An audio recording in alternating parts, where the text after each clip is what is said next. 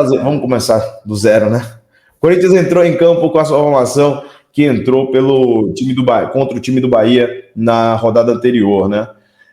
Nessa perspectiva, a única alteração é a entrada do Renier no lugar do Alex Santana. O Rian foi o escolhido para manter o meio-campo, a sustentabilidade do meio-campo, e o Grêmio vem com algumas surpresas, principalmente na sua mudança de formação, saindo de uma linha de 4 para uma linha de 3, né, com o Rodrigo Eli, o Gemerson e o Kahneman, né?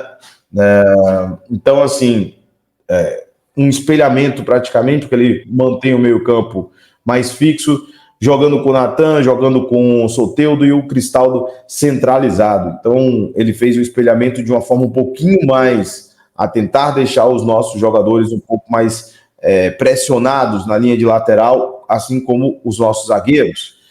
E não tardou muito para a gente ter um problema defensivo e acabar sofrendo o primeiro gol logo na partida. Então, um minuto e meio, uma falta no lado esquerdo da nossa defesa que sofreu bastante. O Hugo sofreu bastante, apesar de não ter saído no jogo. Do lado esquerdo, uma falta, o Garro na marcação, cruzamento na área e nossos zagueiros, aliás, entendo eu que Ranieri e Félix falham na jogada e acabamos tomando 1-0. A partir de então, o Corinthians tomou conta do jogo, naturalmente. O Grêmio retraiu-se a partir do gol, nada mais de Grêmio, durante quase ali 20 minutos de pressão do Corinthians, tentativas do Corinthians, pressão assim, não uma tanta pressão, mas um domínio, porque o Grêmio não conseguia sair sequer da sua intermediária, e numa dessas situações, uma falta para o Corinthians do Garro, né? O Garro cobra na área, o Romero é puxado, o juiz, depois de alguns minutos, 4 minutos de vista do VAR, pênalti para o Corinthians empata com o Yuri Alberto, 1-1, e o Corinthians continua, de certa forma, com um certo domínio durante boa parte do primeiro tempo. O Corinthians ainda sofrendo nas suas laterais, principalmente pelo lado direito do seu lado esquerdo da sua defesa, com a chegada do Soteldo ali brincando pelo lado direito deles, né, do ataque do Grêmio. Do lado esquerdo, nosso lado direito também não estava encaixando a marcação. O Mateuzinho não conseguia também fazer um encaixe de marcação pelo lado direito. Ambos os laterais não foram bem, tanto o Mateuzinho quanto o Hugo na partida. Acho até que o Grêmio não conseguiu jogar tanto do lado direito como jogou com facilidade pelo lado esquerdo. Quando entrava um pouco pela parte centralizada ali pelo lado direito, sim, e o Mateuzinho não estava encaixado porque o Félix também não fez uma grande partida. O Corinthians ainda bem, só que a partir ali dos 35 minutos do primeiro tempo, parece que o Grêmio deu uma encaixada de marca, entendeu o jogo, a marcação, as movimentações do Corinthians e começa a tomar movimentações do jogo, né? Começa a ter ali um desequilíbrio dentro das perspectivas do primeiro tempo. O Grêmio começa a mandar no jogo ali com posse de bola, com jogadas difíceis, mais centralizando dentro da área naturalmente, e o primeiro tempo, na minha concepção, o Grêmio consegue terminar melhor que o Corinthians. Entendo que o Ramon poderia fazer algum tipo de alteração para dar uma sustentabilidade, ou no meio, ou na sua linha defensiva. Ele não fez isso. Vale destacar um ponto negativo, apesar do gol do Yuri Alberto. O Yuri Alberto tem um passe maravilhoso do Garro, um passe digno de um craque de bola. E o atacante do Corinthians, só ele, nada mais que ele. Nem ao chão, nem a bola é redonda demais, nem o vento atrapalha, não há chuva, não há nevasca, não há tufão ou terremoto. Há o Yuri Alberto com a bola. E aí, neste caso, ele não consegue dominar uma bola fácil, naquele gramado maravilhoso da Neoquímica Arena, e simplesmente não consegue fazer nem a finalização e muito menos o drible no goleiro do Grêmio. Não tem muito o que falar. O Yuri Alberto, eu até hoje, durante a tarde, entendia que era o que dava em relação ao ataque. Eu entendo que precisamos dar uma renovada no nosso ataque, principalmente se vamos manter ou não o Yuri Alberto como titular com a camisa do Corinthians. Bater pênalti é difícil, é um peso, é importante, é difícil, tem peso, mas você poderia ter matado o jogo, acabado com o jogo 2-1 ali, poderia simplesmente trazer ao Corinthians uma sensação que ele não teve durante o jogo inteiro. Começa o primeiro tempo tomando gol, empata, tem um gol e impedimento ao final da partida, já no finalzinho mesmo, depois do lance do Yuri, que ali aos 30 e poucos minutos, já no finalzinho ainda teve um impedimento marcado pelo VAR, em que o Kaká se posiciona muito bem neste ponto, por uma distância razoável, porque o Bandeirinha marcou dentro de campo, não foi marcado pelo VAR, foi marcado pelo Bandeirinha, e o VAR apenas consolidou a sua marcação, mas 2-1 o Corinthians nunca teve. O Corinthians não teve a perspectiva de contra-atacar, como foi contra o Bahia, né? As perspectivas de atacar o adversário com uma vantagem no placar. Isso não aconteceu com o Corinthians. O Corinthians sempre esteve atrás no placar. Primeiro tempo, por 2 vezes, mais uma foi anulada. E quando a gente teve essa perspectiva, o Yuri Alberto não conseguiu marcar.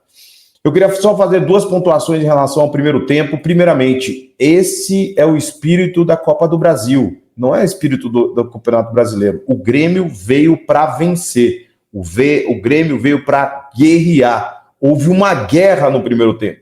O árbitro, depois da marcação do pênalti principalmente, foi altamente pressionado para qualquer tipo de decisão. E o Grêmio soube reclamar do primeiro ao último minuto, o tempinho inteiro. Qualquer marcação, o Grêmio estava em cima, peleava, brigava, e isso é de se admirar. Por outro lado, o Corinthians tinha que ter esse mesmo espírito nos 45 minutos. Por quê? Porque era uma decisão. O Grêmio entende que foi uma decisão, e eu entendo que era uma decisão. Sim, continuamos dentro de uma decisão, e ao Grêmio fez o seu papel de reclamar dentro da Neoquímica. Cabia ao Corinthians entender que era uma final. O final do turno? Não. O final de um campeonato brasileiro, certo? E o Grêmio passou para isso. Esse teste, o Corinthians tem que entender que era uma guerra. E o Grêmio conseguiu estabelecer a guerra nos primeiros 45 minutos. E assim, o Ramon não faz nenhuma grande alteração no primeiro tempo, né? Não faz nenhuma alteração, digamos assim, e o segundo tempo já deu um cheiro de final do primeiro. Aliás, antes de mais nada, né? Quem viu nossa livezinha antes do pré-jogo, acertei, tá? Não me contratem Corinthians, porque eu entendo de marketing. Quem assistiu o pré-jogo sabe o que eu falei aqui. Que no intervalo, claro, o Corinthians não teria o seu patrocínio, não faz nenhum sentido vir com o patrocínio, com os 15 minutos você anunciar o patrocínio. Falei, veio com dizer fiel no primeiro tempo. No intervalo, ele tem um vídeo em que um jogador do Corinthians, dentro do vestiário, eu falei exatamente isso, coloca o vídeo no vestiário, do cara trocando a camisa. Então, aqueles 15 minutos trocando a camisa, eu até pensei que ia ser mais ao vivo, né? Coisa tipo ao vivo, aí seria talvez legal, mas ele deve ser um vídeo pré-estabelecido. Colocou nas redes sociais, lançou, e depois tivemos o anúncio da Esporte da Sorte, como depois a gente comenta da Master do Corinthians, e naturalmente eles entram no segundo tempo com a camisa já de patrocinador. Foi o adiantamento que eu fiz. Entendia que seria dessa forma talvez mais legal se fosse ao vivo, mas não foi ao vivo, não tem problema nenhum. É assim que acontece, tá? Bom, segundo tempo, Coringão. O Corinthians volta no estilo do primeiro tempo. O Grêmio volta melhor, um equilíbrio dentro da partida, na volta do segundo tempo, ok. Mas o Grêmio volta melhor, trabalha mais a bola no setor defensivo do Corinthians, empurra o Corinthians para uma situação mais defensiva. O Ramon não gosta da participação do Mateuzinho no segundo tempo e já o tira, é a primeira substituição do Ramon. E aí ele já começa errando, né? Não pela saída do Mateuzinho, ele poderia tirar o Mateuzinho não fez uma grande partida, mas eu já falei aqui, o Félix Torres nunca foi um grande lateral direito. não era assim em momento nenhum da nossa trajetória, seja com o Antônio, seja com qualquer outro técnico. Aliás, no Santos Laguna ele já fez uma participação de lateral direito, e nessa partida o time dele tomou 5, só para vocês terem uma ideia. Já falei isso várias vezes aqui. Então, o Félix Torres é substituto, de certa forma, de uma variação para que puxasse o Félix para a direita, os 2 zagueiros e mais o Hugo pelo lado esquerdo, numa modificação tática da equipe, né? De certa forma, a gente faz uma modificação com o Félix Torres sendo o lateral direito do Corinthians. Péssima participação do Félix como zagueiro, e como lateral também não foi grande coisa. E aí, meus amigos, temos uma situação curiosa, né? Uma situação extremamente curiosa. Alguém que tem que dizer pro Ramon que quando você tira um lateral, você tem que estabelecer, colocar um outro lateral, e não colocar um zagueiro pro lado direito tentando achar que ele seria alguma coisa demais. Todo mundo pedia alterações no Corinthians. O Renato foi o primeiro a fazer alterações. Logo depois da saída do Mateuzinho, o Renato já entra com o Gustavinho. Depois ele vai fazendo algumas alterações anteriores ao Corinthians, ou seja, o Ramon demora para entender o que ele poderia utilizar dentro das suas perspectivas. O Charles entra no meio-campo para fazer uma composição de meio do Corinthians e não funciona. O Charles teve talvez ali na hora que ele chega, eu me lembro o Charles fazendo uma saída pelo lado direito, e só isso eu me lembro do Charles na primeira partida que ele tem. Não estou falando por conta da sua participação ser horrível, não. Não é essa a minha questão, é porque não funcionou o Charles. Não funcionou. O Charles lá funcionava pelo lado esquerdo. Aqui veio para o lado direito. Não estava funcionando. Um jogador que me agradou bastante durante essa partida foi o Rian. Rian continua sendo um motor dentro desse time do Corinthians, e a saída dele também não foi satisfatória. O Corinthians faz 3 alterações. Sai o Yuri Alberto. Péssima partida, fora o gol do Corinthians. Péssimo Yuri na partida. Entra o Pedro Raul, que também não faz grande coisa. Igor Coronado também não faz uma grande partida. Entra no lugar do Rian, que estava morto, entregue aos 75 minutos. E o Wesley no lugar do Romero. O Romero também não faz grande partida. Hoje também atuando, na minha concepção, mais afastado da linha, ofensiva.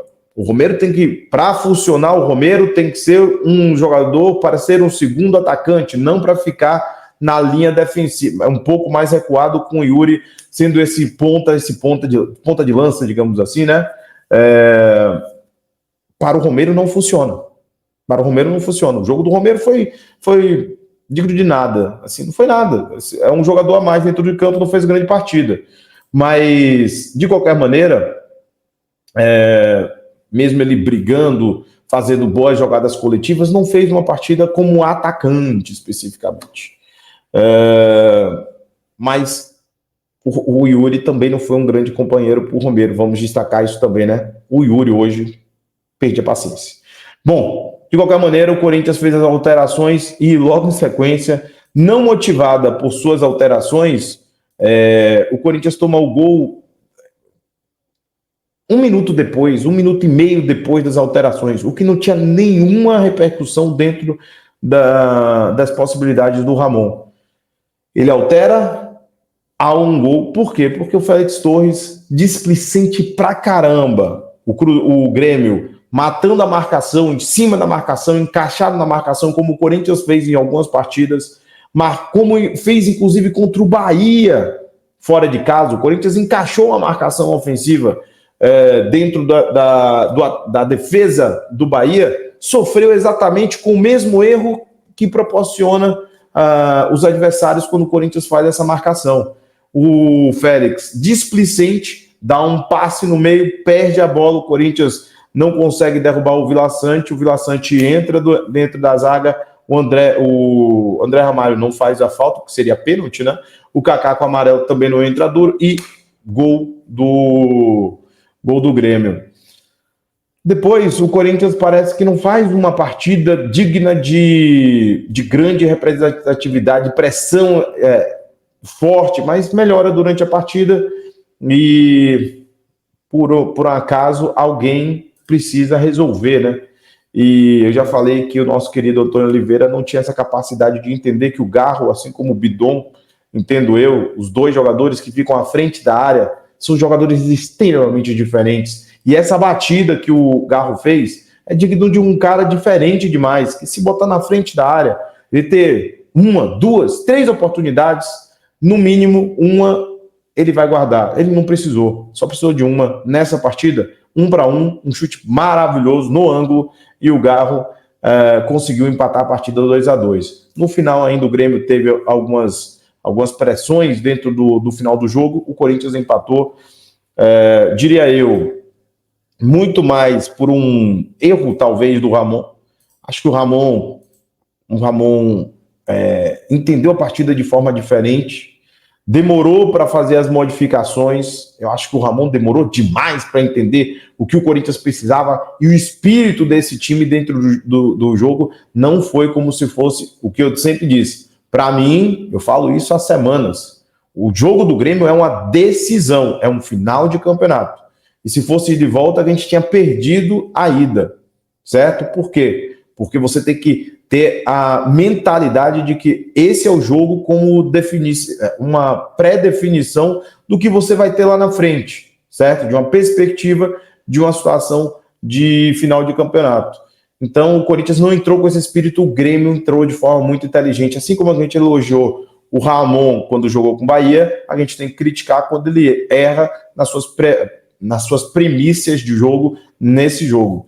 Infelizmente, hoje ele errou, cara. Não tem o que fazer. Ninguém é perfeito, ninguém vai acertar todas as vezes. Não tem nem Guardiola que acerta todo dia, tá? Mas o Ramon hoje não fez uma grande partida. O time do Corinthians fez um jogo extremamente regular durante o primeiro tempo inteiro. Regular para bom. No segundo tempo, regular para baixo. E no final das contas, a individualidade salvou o Ramon. O Corinthians empatou.